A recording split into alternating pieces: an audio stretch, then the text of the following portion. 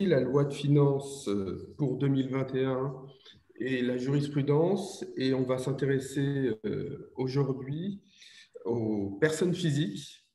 On avait fait un webinaire au début du mois de janvier sur les entreprises, et là on va s'intéresser particulièrement aux particuliers. Alors, bien évidemment, cette loi de finances et la jurisprudence ont été impactées par le Covid.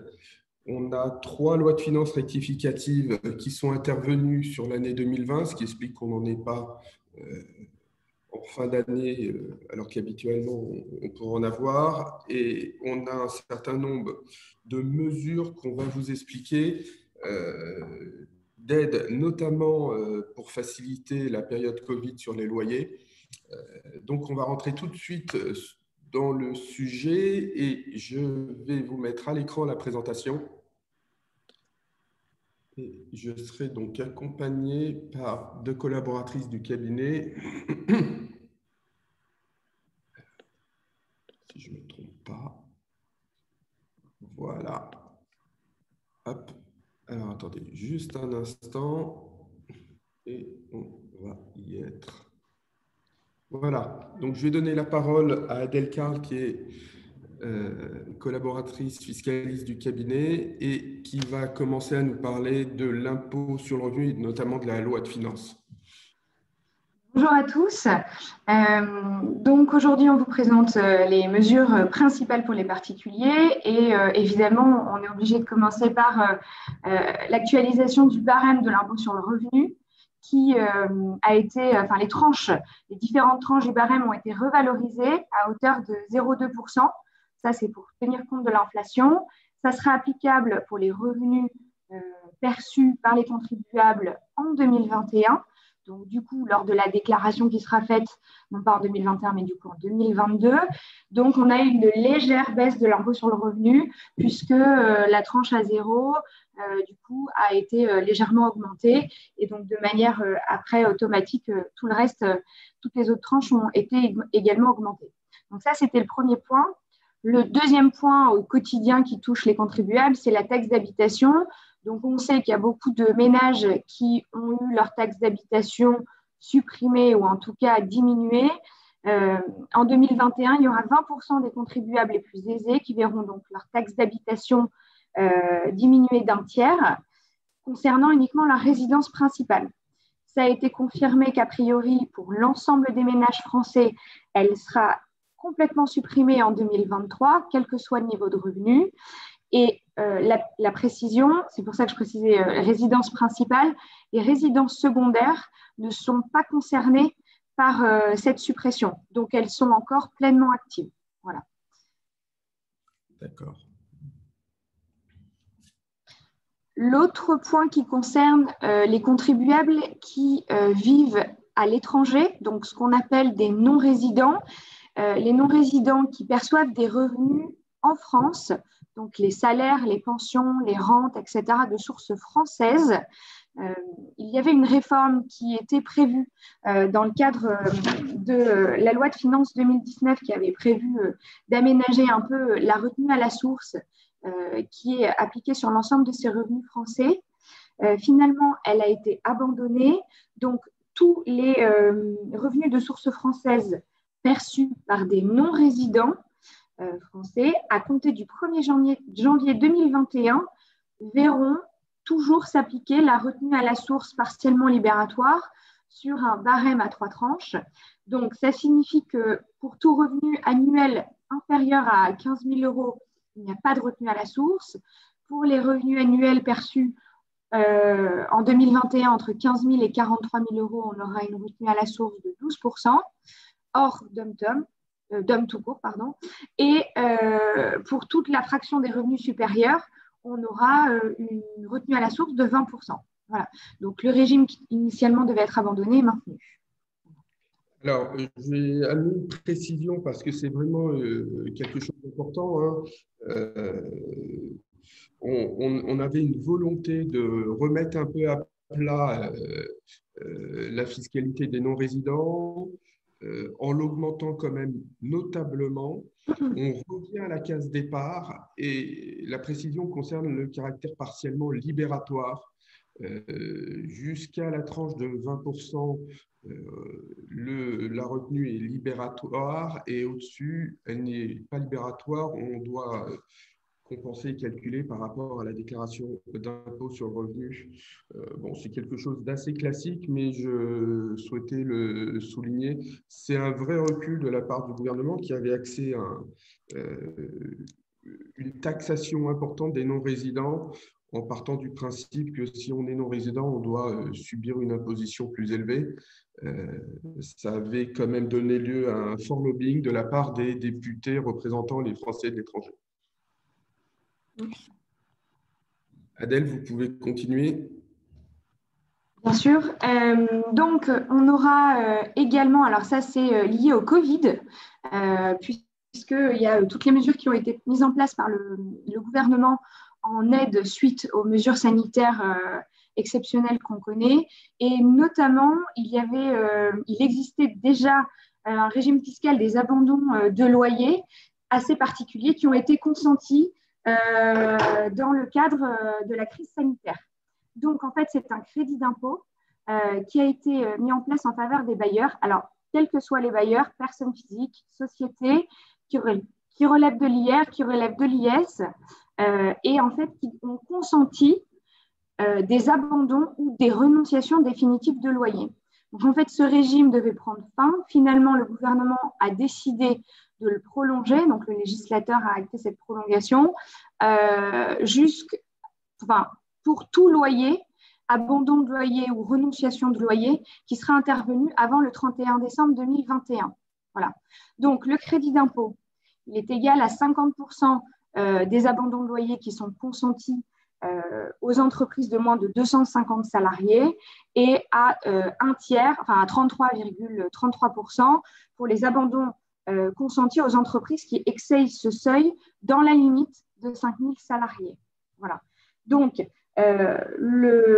c'est quand même un avantage important. Il est toutefois limité puisque le montant des abandons qui sont consentis aux entreprises locataires ne pourront donner lieu à un crédit d'impôt qui sera calculé donc dans les conditions évoquées, mais qui ne pourra pas excéder 800 000 euros. Donc, ça veut dire, on vous a mis un petit exemple, que pour un locataire qui emploie donc entre 250 et 5 000 salariés, le montant total des abandons de loyer qui pourront donner lieu à un crédit d'impôt donc ne pourra excéder 2 400 000 euros, donc soit un crédit d'impôt de 800 000 euros pour le bailleur. Voilà.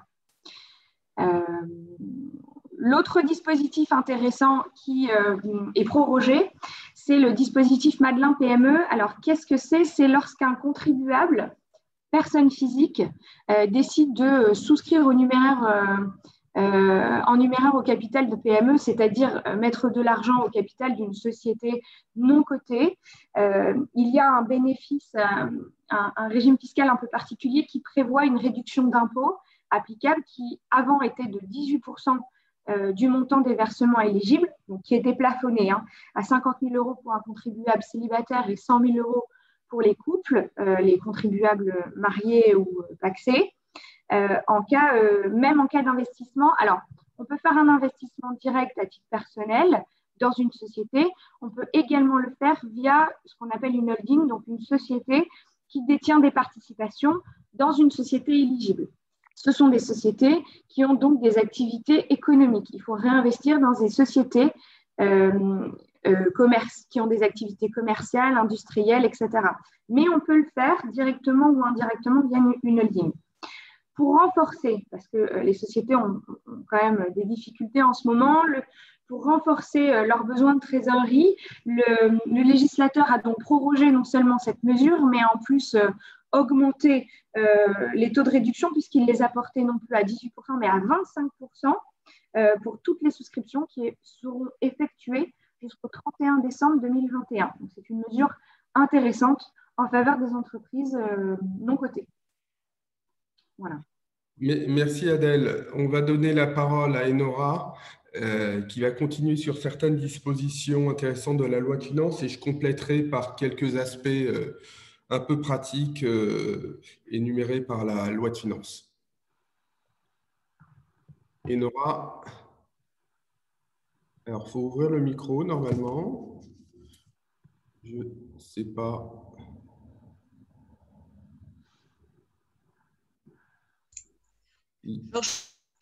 Elle était là il y a 1 minute. Je pense qu'elle a un problème de connexion. Alors, on va juste voir si...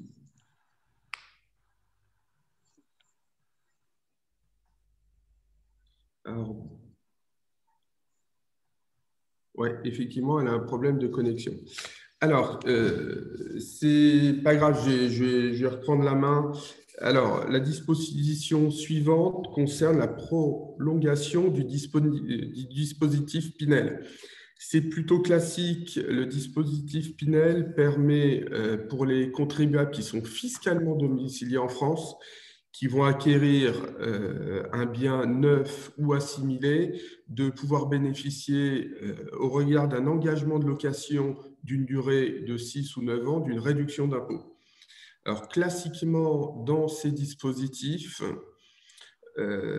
on a des prolongations qui arrivent à chaque fois. Donc, chaque ministre du logement a le droit à sa réduction d'impôt et à son régime. On peut dire qu'on est depuis un certain nombre d'années arrivé sur des régimes dont l'intérêt est quand même extrêmement limité et que ça ne compense pas une rentabilité qui est en berne sur beaucoup de placements immobiliers. Donc la réduction est prorogée en 2024 avec une réduction progressive à partir une réduction progressive à partir de 2023. Voilà. On étend aussi la condition liée à la réalisation d'investissements lorsque le contribuable fait construire. Avant, on était vraiment sur des constructions ou de la rénovation, et là, le cas a été envisagé du contribuable qui construirait lui-même le bâtiment d'habitation collectif. Alors, je vais continuer, sauf si Enora est arrivée. Bonjour à tous, excusez-moi. Voilà. Enora, tu peux, du coup, tu vas nous parler du bonus écologique. Tout à fait. Donc, effectivement, la loi de finances pour 2021 vient reconduire le bonus écologique. Pour rappel, les véhicules d'occasion doivent remplir diverses conditions, notamment être conservés au moins 2 ans, qu'ils soient achetés ou loués, avoir été immatriculés en France au moins 2 ans depuis la date de facturation ou au moment du premier loyer, versement de loyer. Ils doivent également être immatriculés dans une série définitive et avoir un taux maximum d'émissions de CO2 de 20 grammes par kilomètre. Donc, finalement, la reconduction se fait ainsi. Le bonus écologique est égal à 27% du prix plafonné à 7 000 €, donc pour les achats qui se font jusqu'au au 31 juin 2021. À partir du 1er juillet 2021, nous passons à 6 000 € de plafonnement. Puis en 2022, nous passerons à 5 000 €. Pour rappel, la prime de conversion évoluera également aux mêmes dates.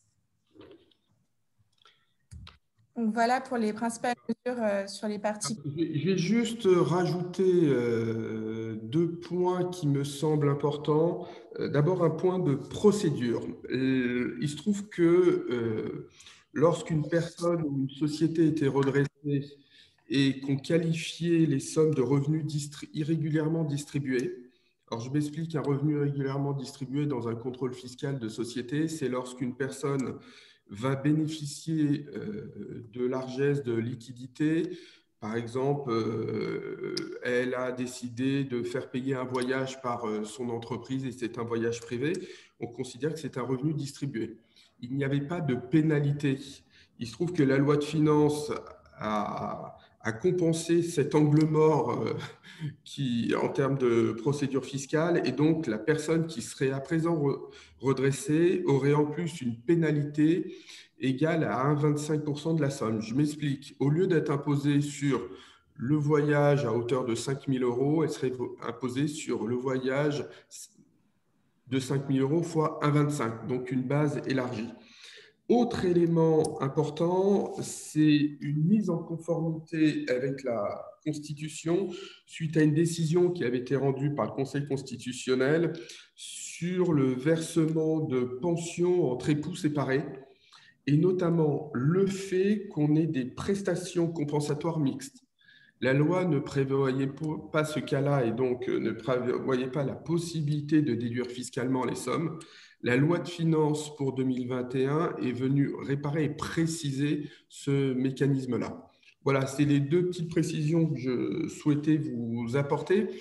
On va passer à l'analyse de certains aspects de la jurisprudence en 2020 concernant les personnes physiques et on va tout de suite commencer par l'aspect pacte Dutreil. Alors, au cabinet, on est très attaché au pacte Dutreil parce que je trouve personnellement que c'est un mécanisme de transmission extrêmement intéressant qui, à juste titre, n'a jamais été modifié par aucun gouvernement, qui soit de droite ou gauche, depuis son instauration au début des années 2000 par le ministre Dutreil.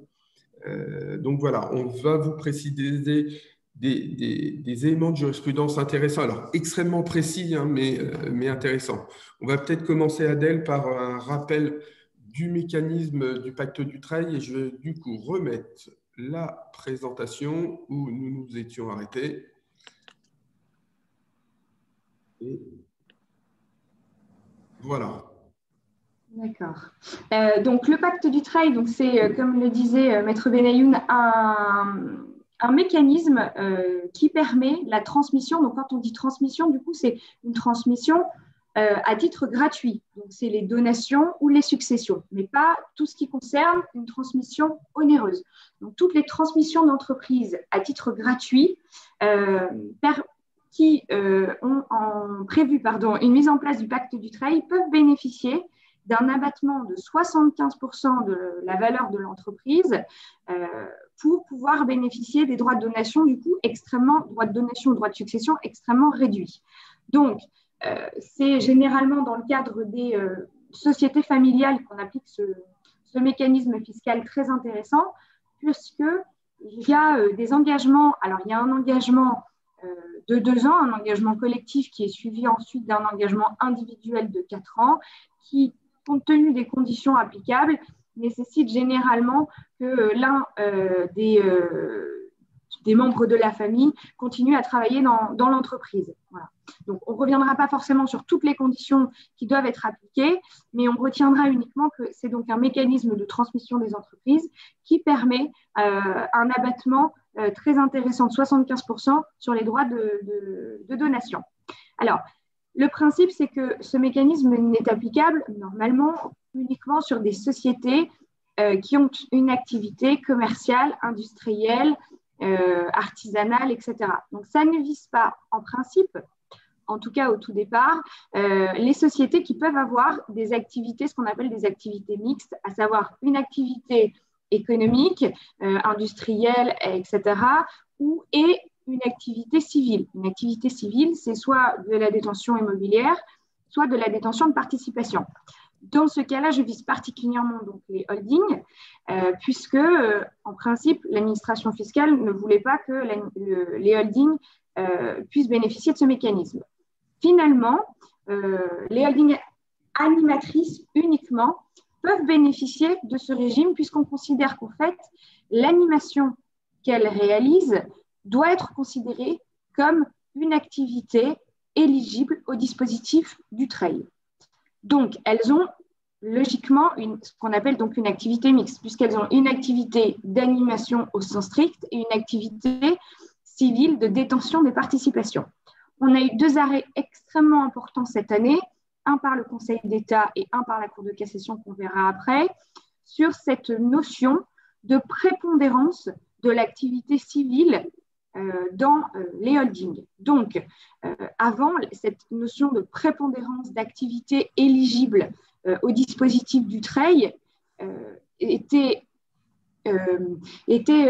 analysée par l'administration fiscale dans ses commentaires du BOFIP, donc dans ses commentaires officiels, au regard de deux critères cumulatifs qui étaient que le chiffre d'affaires réalisé par l'activité éligible devait être supérieur au moins à 50% du chiffre d'affaires global de la société et, donc, puisque c'est cumulatif, le montant de l'actif brut immobilisé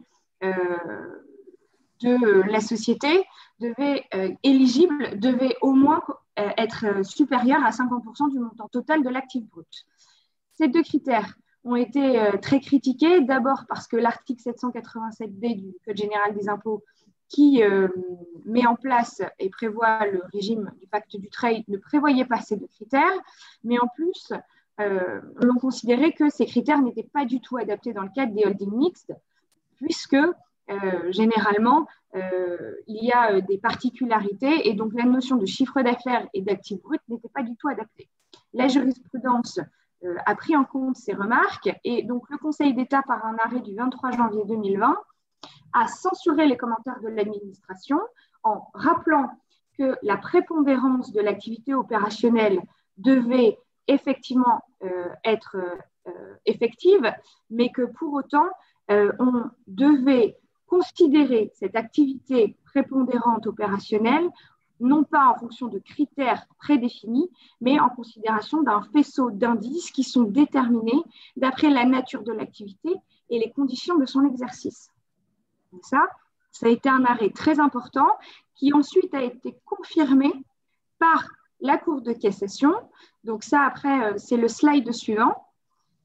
Si on peut passer au slide juste après, voilà, c'est donc la Cour de cassation dans sa chambre commerciale du 14 octobre 2020 qui a confirmé et qui s'est inscrit dans la jurisprudence du Conseil d'État, puisque dans ce cas-là, on avait une holding animatrice, donc c'était vraiment un cas très particulier dont je vous parlais tout à l'heure, et qui a considéré également que la prépondérance de l'activité opérationnelle devait s'apprécier là encore par un faisceau d'indices et non pas grâce à des critères cumulatifs que l'administration fiscale avait elle-même décidés.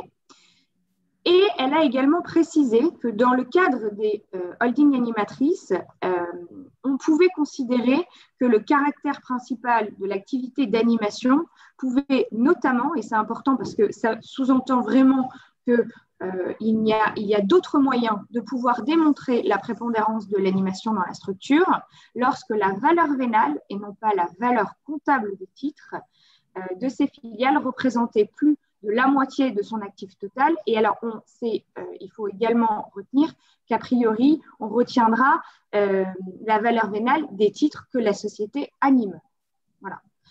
C'est une décision ces deux décisions qui sont très importantes, donc qui sont dans le sens de la critique qui a été faite auprès de l'administration fiscale, dans la mesure où les critères qui étaient retenus n'étaient pas du tout adaptés dans le cadre des holdings animatrices, qui est quand même très courant aujourd'hui dans les groupes de sociétés. En revanche, c'est des décisions qui sont elles-mêmes critiquables aussi dans la mesure où elles entraînent une certaine insécurité pour les contribuables dans la mesure où la notion de faisceau d'indices peut un peu tout et rien dire et on n'a plus aujourd'hui de critères très tranchés pour nous permettre de considérer que l'on est dans une notion de holding animatrice et donc de holding animatrice avec une activité d'animation prépondérante de façon certaine. Donc, on est dans un peu un flou qui mérite de la part de la Cour de cassation et du Conseil d'État d'être un petit peu plus précisé. Voilà. Merci Adèle. Alors, même plus que le Conseil d'État et la Cour de cassation, l'idée quand même, c'est qu'il faudrait que le législateur intervienne parce que toute cette partie holding animatrice, c'est une création jurisprudentielle et on se trouve aujourd'hui quand même sur un certain nombre d'inconnus et de risques avec des incidences élevées car lorsqu'on a un abattement à hauteur de 75% de droits de donation ou de succession, on parle de sommes qui très très rapidement deviennent très importantes. Alors, il est vrai que le premier gouvernement de Emmanuel Macron avait modifié les obligations liées au pacte Dutreil. Notamment, on a supprimé toutes les obligations annuelles qui étaient intéressantes, mais l'administration les utilisait pour contester l'utilisation du pacte Dutreil. Donc, on revenait un peu à la case départ. Là, il faudrait rentrer quand même dans le mécanisme et voir comment ça peut fonctionner avec une holding animatrice. Alors, je vais prendre à présent la parole sur deux autres thématiques. La première thématique est celle concernant les comptes bancaires situés à l'étranger. On a deux jurisprudences du Conseil d'État du mois de mars et juin 2020. Alors, je vous rappelle que l'échange automatique est enfin rentré en application au début de l'année 2020. Qu'on a donc un effet en cascade, puisque lorsque l'administration fiscale a été tenue informée de l'existence de comptes bancaires et que ces comptes bancaires n'apparaissaient pas dans les déclarations précédentes des contribuables, elle a coché d'office la case 8UU de la déclaration d'impôt, que les personnes qui n'avaient pas répondu ou complété ont, pour certaines d'entre elles, et ça continue aujourd'hui, reçu des courriers de l'administration pour demander des précisions. Donc, on a souvent des premiers courriers qui sont partis au mois d'octobre et des relances faites à partir du mois de novembre pour entrer dans un vrai processus de contrôle fiscal. Alors, il faut savoir que tout ce mécanisme de contrôle des comptes bancaires situés à l'étranger a pris du retard du fait du Covid, mais la prescription étant de 10 ans, l'administration ne se fait pas vraiment de soucis. Alors, dans les deux jurisprudences que l'on vous cite aujourd'hui, on a d'abord une première jurisprudence du mois de mars qui concerne l'application du bénéficiaire effectif d'un compte bancaire situé au Luxembourg, mais au travers d'une société panaméenne. Et donc, l'administration invoquait les dispositions de l'article 123 bis du CGI concernant les personnes qui détiennent plus de 10% de ces sociétés. Il se trouve que l'administration n'a pas réussi à démontrer que la personne détenait 10%. Et donc, par un jeu impressionnant de passe-passe, on a expliqué que dans la mesure où elle exerçait un contrôle même partagé sur la société, il pouvait être quantifiable à 10% et donc rentrer dans les dispositions de l'article 123 bis. Alors, on ne peut pas dire que le Conseil d'État a été d'une grande rationalité juridique, mais son objectif, c'est celui du législateur et c'est aussi le sens de la jurisprudence aujourd'hui, c'est on doit pouvoir poursuivre les contribuables qui n'ont pas respecté le sens même de la loi, même si dans le texte, il y a quelques trous.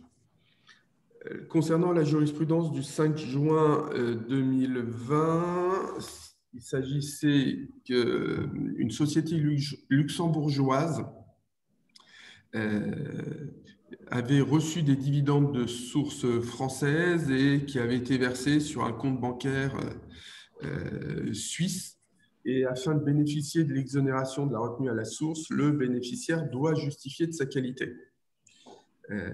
Dans la mesure où aucune pièce n'était produite de nature à établir que la société luxembourgeoise avait appréhendé les dividendes à la place du contribuable, le Conseil d'État a considéré que dans la mesure où il n'y avait pas d'éléments, on ne pouvait pas déterminer le bénéficiaire au seul vu d'un relevé d'identité bancaire, et donc le titulaire du compte bancaire ne pouvait pas être déterminé. Alors, on est effectivement là dans les détails de la jurisprudence qui concernent à chaque fois des cas très particuliers, mais on voit bien le sens et l'évolution sur les comptes bancaires, et on l'a vu aussi avec l'affaire Weinstein, les héritiers, où on a l'administration qui avait fait appel d'une décision de relax pour fraude fiscale, et la Cour d'appel a considéré qu'un simple courrier arrêtait la prescription. Donc, on est vraiment dans un sens de jurisprudence où on ira toujours à l'encontre du contribuable qui a fraudé. Autre élément important, ça concerne la notion de la résidence fiscale.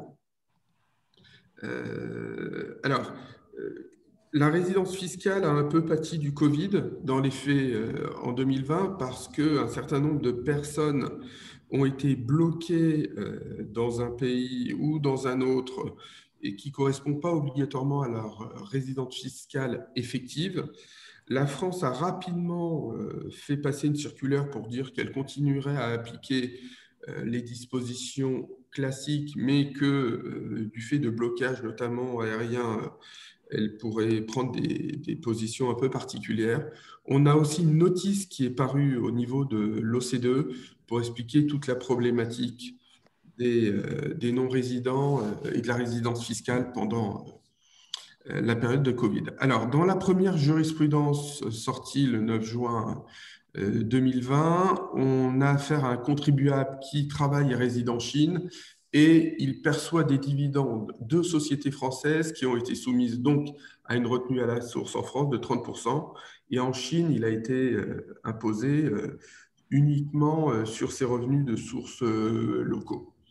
Et donc, en application de l'article 9 de la Convention, il demande à ce que le taux de retenue à la source appliqué soit passé de 30 à 10% et l'administration a refusé en considérant qu'il n'était pas résident fiscal chinois. Et donc, elle fait application des 30% en disant « mais on considère qu'il est résident fiscal français ».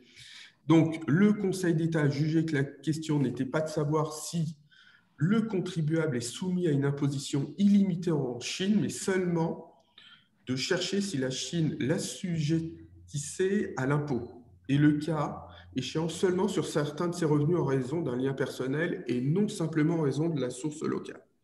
Alors, je vais un peu vous détailler cette jurisprudence. Cette jurisprudence, elle est extrêmement importante parce qu'on a un certain nombre de pays avec lesquels la France a signé des conventions. On explique que pour être imposé dans le pays, il faut être imposé selon les revenus mondiaux du contribuable.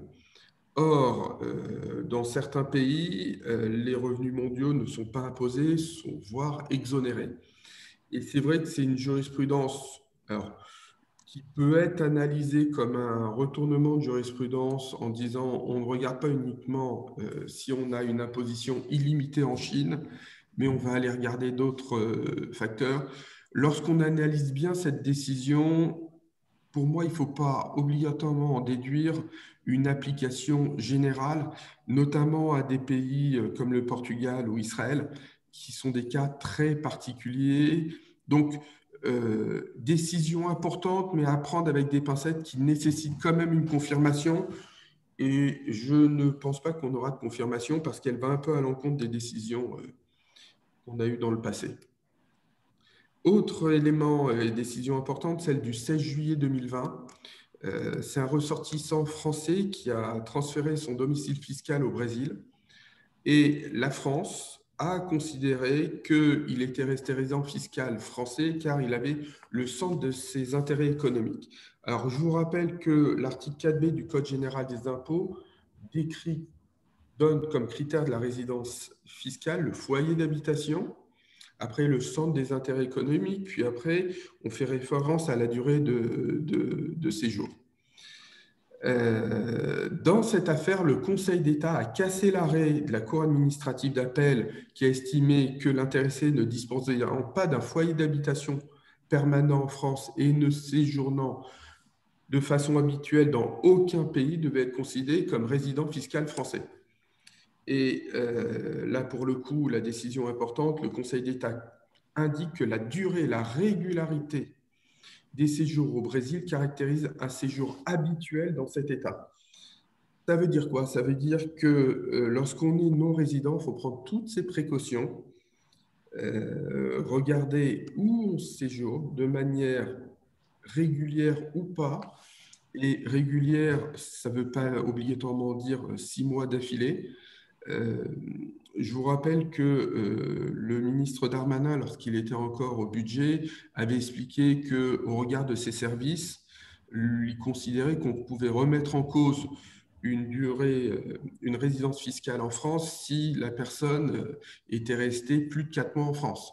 Donc, ne tenez pas compte de la règle des 6 mois qui n'existe pas en pratique dans les conventions fiscales, puisqu'on parle de lieu de séjour principal, mais bien regarder la durée et la régularité des séjours pour essayer de se rattacher à un pays ou à un autre. On va terminer sur un dernier point. Je vais donner la parole à Enora concernant le cas des déficits fonciers avec une décision intéressante. Merci. Donc, effectivement, la Cour administrative d'appel de Lyon est venue le 7 septembre 2020 à déterminer un point fondamental sur l'imputation des déficits fonciers étrangers et imputables en France. Donc, en l'espèce, c'était un résident français qui détenait des immeubles en Allemagne. Ces immeubles ont dégagé un déficit foncier. La question était alors de se poser, est-ce qu'un déficit foncier allemand est imputable en France? Dans ce cas, il fallait donc regarder la convention fiscale franco-allemande qui a pour but d'éviter la double imposition. Donc, à la lumière de l'article 20 de la convention franco-allemande, on pouvait voir que la manière d'éliminer la double imposition était finalement d'imputer donc en France un crédit d'impôt, mais seulement pour les bénéfices et les revenus positifs. On ne voyait nulle part les revenus négatifs et les déficits fonciers. Finalement, la Cour a pu confirmer qu'il était impossible d'imputer un déficit foncier allemand en France, car on ne mentionne à aucun moment les revenus négatifs. Cette décision est finalement transposable à toutes les conventions fiscales qui sont signées avec la France et qui visent dans leur article concernant l'élimination des doubles impositions les bénéfices et revenus positifs. Il y a notamment la convention franco-italienne qui nous parle des bénéfices et des revenus positifs et qui ne nous parle pas des revenus dans leur globalité, qu'ils soient négatifs ou positifs. Donc, on pourrait transposer cette décision également à une affaire qui mettrait en cause la convention fiscale franco-italienne. Cependant, cette solution concernant l'Allemagne n'a qu'une portée rétrospective puisque un avenant est venu modifier la convention fiscale franco-allemande en 2015 et l'article 20 ne mentionne plus que les revenus et non les bénéfices et revenus positifs. Donc, on peut comprendre que à partir de 2015, les déficits fonciers allemands peuvent être imputables en France. Alors, merci Nora. Sur ce point, c'est très intéressant parce qu'on voit bien que selon que l'on parle de revenus ou de bénéfices, on a des incidences très différentes. C'est pour ça que la lecture d'une convention fiscale a rien d'anecdotique. Il faut vraiment regarder ces éléments dans le détail.